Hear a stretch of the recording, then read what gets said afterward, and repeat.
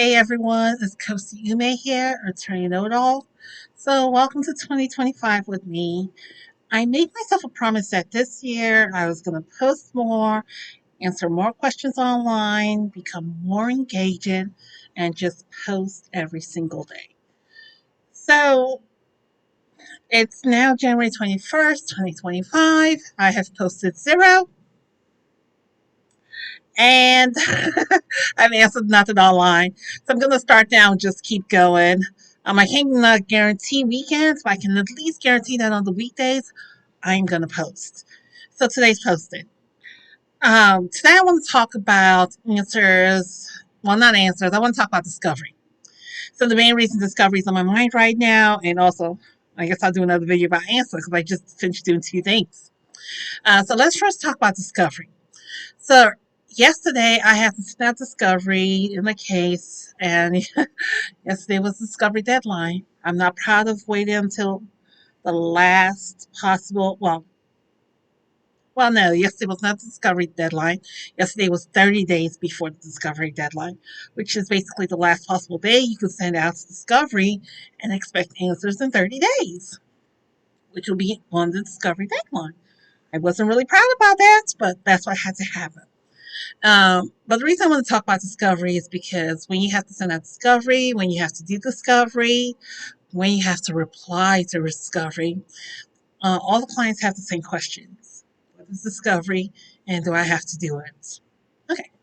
So the most simplest and the most common terms of discovery are interrogatories and requests for documents.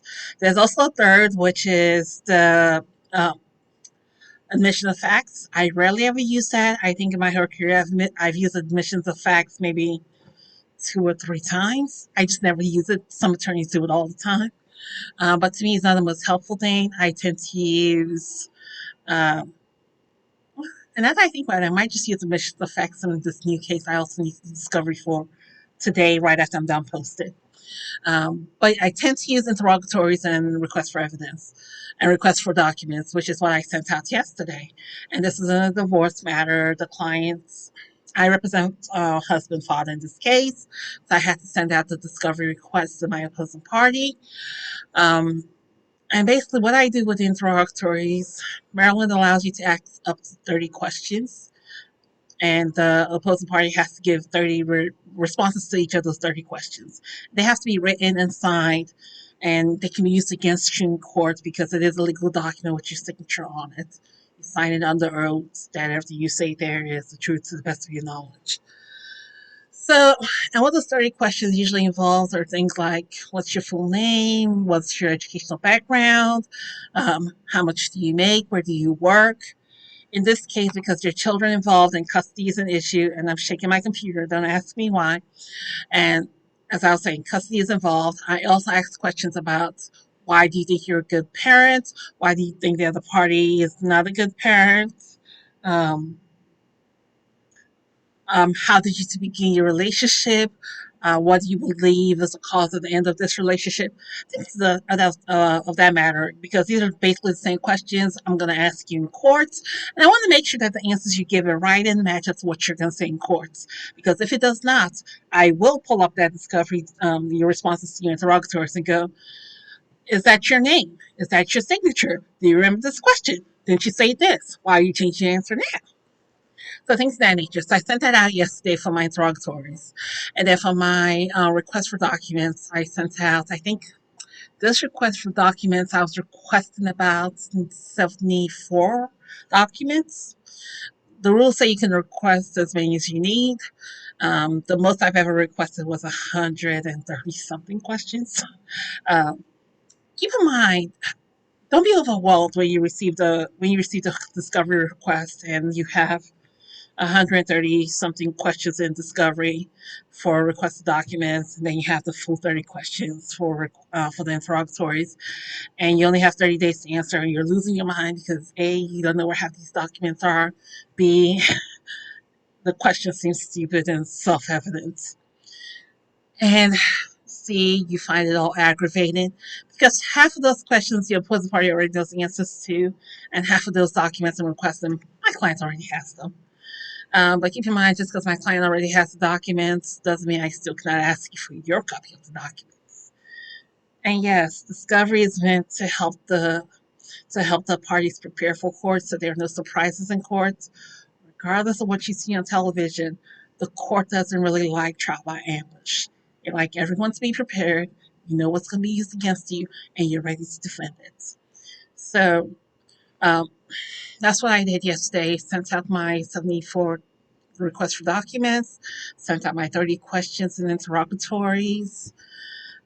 This case is, I'm in the middle of it, so I don't feel comfortable going into great details about it. And because it's so unique, there's no way, if you knew anything about my clients at all, you would be able to guess who they are. And so I just don't feel comfortable going into great detail about it right now. But it's a custody case. There's a house. There are children. Of course, I'm trying to get the best possible deal for my client. My client now wants to buy out his spouse. We'll see how that goes. I will go into more detail about this, I think, once I close the case, because it is interesting. And I'm only hesitant because, not because it isn't interesting, but it's also sort of dark. So, am I representing the good guy?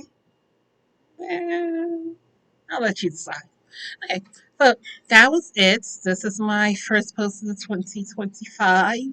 I plan on doing some more tomorrow. Um, I might even answer a question tomorrow about. Oh, I know. Sorry about shaking the computer again. Tomorrow's question I'm going to be answering about answers to documents and also amending documents. Ooh. And at some point, I really have to give you a video about court procedure. Okay. That's pretty much it. If this contact helped you, please let me know down below. If you have any specific questions about family law you would like a broad overview of, please let me know in the comments. I would really love to answer it. And as I said, I did promise myself that this year was going to be the year of posting every single day. It's 21 days in. I have 0 posting, so I'm on a roll. I'm on a roll. Page 1 of the roll, but on a roll. Okay. I will see you later. Please feel free to like and subscribe below. And again, any questions any topics you'd like me to cover, just let me know below and I'll try my best to get back to you. It might take a while, but I will get back to you.